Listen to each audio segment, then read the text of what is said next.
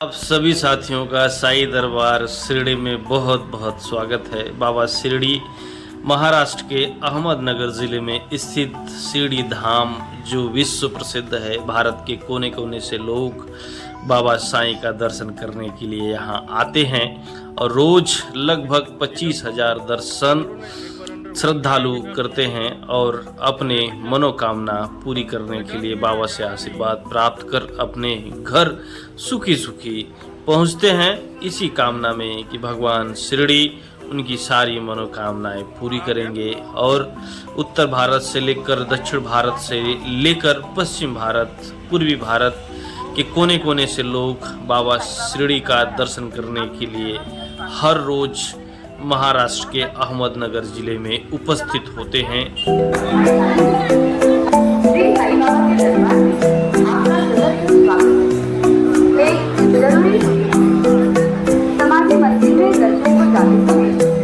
आप mobile phone और camera संस्थान के लॉकर में रखने की चिंता करें और भीड़ में हर एक आपसे ये नम्र आग्रह है कि अपनी अपनी पॉकेट, जेब, पैसा और जरूरी जैसा कि आपने रेडियो पर उद्घोष सुना, मोबाइल फ़ोन लेकर जाना शिरडी दरबार में अलाउ नहीं है। आप शिरडी में मोबाइल लेकर नहीं जा सकते ऊपर, और उसको आप नीचे कहीं पे रख दीजिए। लॉकर भी बना हुआ है, वहाँ लॉकर में आप जमा कर दीजिए अपने मोबाइल फ़ोन को। और हमने तो दर्शन कर लिया है बाबा शिरडी का, अंदर लेके जाना अलाउ नहीं है। काफ़ी खूबसूरत नज़ारा था और काफ़ी श्रद्धालु भी थे अंदर। हमें आरती मिल गई बाबा शिरडी के, हम पूरा नज़दीक बैठे थे और सुबह सुबह की आरती हमें प्राप्त हुई और आरती का आनंद लिया, बाबा शिरडी का आशीर्वाद लिया। शिरडी दरबार आने के लिए देश के कोने कोने से ट्रेवलिंग की व्यवस्था है। आप आसानी से बस के जरिए, ट्रेन के जरिए आप शिरडी अहमदनगर आ सकते हैं और बाबा का दर्शन कर सकते हैं। और यहाँ रुकने के लिए भी होटलों की व्यवस्था है। काफ़ी आसान और कम खर्चे में आपकी यात्रा हो जाएगी और होटलों की व्यवस्था है। होटलों का भी पैसा बहुत कम लगता है। कम खर्च में आप बाबा शिरडी का दर्शन कर सकते हैं।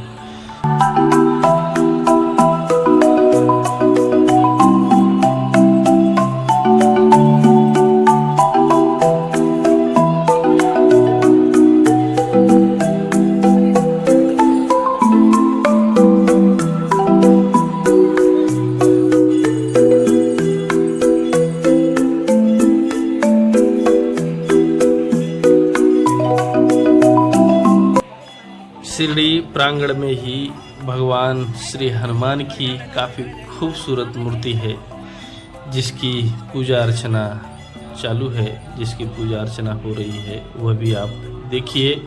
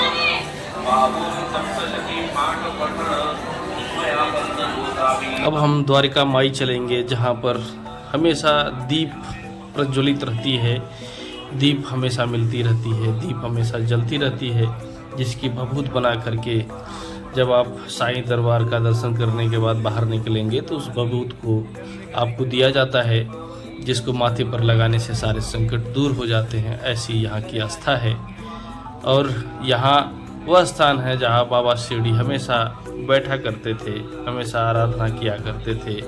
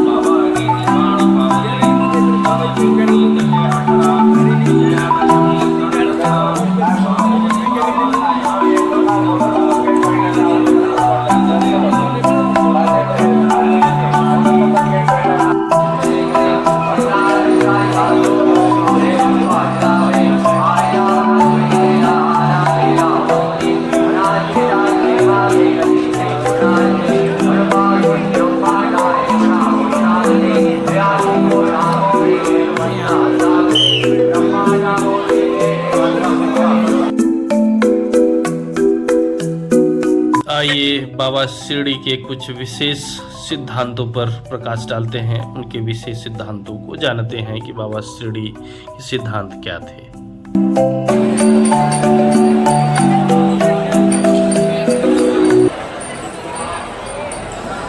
कुछ लोग मानते हैं कि उनका जन्म 27 सितंबर 1838 को तत्कालीन आंध्र प्रदेश के पथरीगांव में हुआ और उनकी मृत्यु 28 सितंबर 1918 को शिरडी में हुई। ज़्यादातर जगह पर लिखा मिलता है कि सन 1854 में पहली बार बाबा शिरडी में देखे गए, तब वे किशोरावस्था में थे। उन्होंने स्वयं की प्राप्ति पर बहुत जोर दिया, साथ ही नाशवान चीज़ों के प्रति प्रेम की अवधारणा की आलोचना की। उनकी शिक्षाएं और नैतिक संहिता के इर्द गिर्द केंद्रित थी, जो प्रेम, क्षमा, दान, दूसरों की मदद, संतोष, आंतरिक शांति और भगवान और गुरु के प्रति समर्पण के गुणों का समर्थन करती थी। ये शिक्षाएं आध्यात्मिक संतुष्टि का जीवन जीने का प्रयास करने वालों के लिए मूल्यवान मार्गदर्शन प्रदान करती हैं। साईं बाबा ने धर्म या जाति के आधार पर भेदभाव की निंदा की। उनके हिंदू और मुस्लिम दोनों अनुयायी थे, लेकिन जब उन पर अपनी धार्मिक संबद्धता के बारे में दबाव डाला गया तो उन्होंने खुद को एक के साथ पहचानने से इनकार किया और दूसरे के साथ भी पहचानने से इनकार किया। उनकी शिक्षाओं में हिंदू धर्म और इस्लाम के तत्वों का मिश्रण था। उन्होंने जिस मस्जिद में अपना समय बिताया उसे हिंदू नाम द्वारिका माई दिया। हिंदू और मुस्लिम दोनों रीति रिवाजों का अभ्यास किया और उन शब्दों और आंकड़ों का उपयोग करना सिखाया जो दोनों परंपराओं के लिए सही थे। उनकी मृत्यु के तुरंत बाद लिखी गई जीवनी श्री साईं सच्चरित्र के अनुसार उनके हिंदू भक्त उन्हें हिंदू देवता दत्तात्रेय का अवतार मानते थे। साईं बाबा ने धर्म और जाति के आधार पर सभी उत्पीड़न का विरोध किया। वह धार्मिक रूढ़िवादिता के विरोधी थे। साईं बाबा ने अपने भक्तों को प्रार्थना करने, भगवान का नाम जपने और पवित्र ग्रंथ पढ़ने के लिए प्रोत्साहित किया। उन्होंने मुसलमानों को कुरान और हिंदुओं को रामायण, भगवत गीता और योग वशिष्ठ जैसे ग्रंथों का अध्ययन करने की सलाह दी। उन्होंने अपने भक्तों और अनुयायियों को नैतिक जीवन जीने, दूसरों की मदद करने, बिना किसी भेदभाव के हर जीवित प्राणी से प्यार करने और चरित्र के 2 महत्वपूर्ण लक्षण विकसित करने का निर्देश दिया। शिरडी के साईं बाबा, जिन्हें शिरडी साईं बाबा के नाम से जाना जाता है, एक भारतीय आध्यात्मिक गुरु और फकीर थे जिन्हें एक संत माना जाता था। उनके जीवन काल के दौरान और उसके बाद हिंदू और मुस्लिम दोनों भक्त उनका सम्मान करते थे।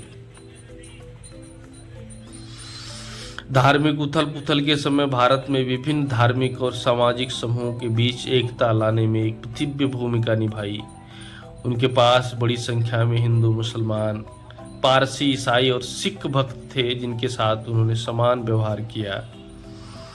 बाबा शिरडी के मधुर वचन और शब्द जिसकी व्याख्या वह दूसरों के लिए किया करते थे, दूसरों के व्यवहार के लिए जो इस प्रकार रही: जब तक कोई रिश्ता नाता ना हो, कोई कहीं जाता नहीं। यदि कोई मनुष्य या प्राणी तुम्हारे पास आए तो उन्हें अभद्रतापूर्वक न भगाओ, बल्कि उनका अच्छे से स्वागत करो और उनके साथ उचित सत्कार करो।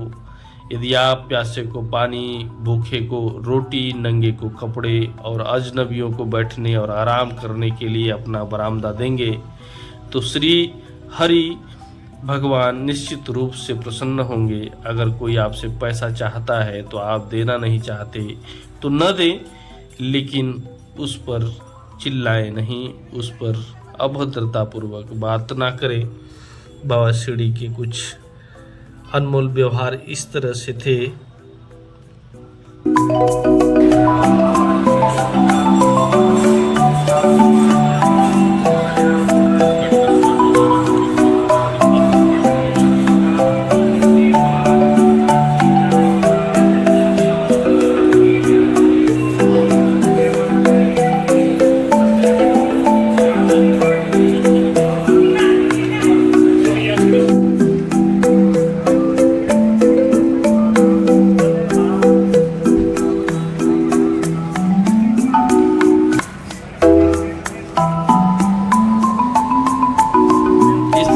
बाबा शिरडी दर्शन यात्रा पूरी हुई।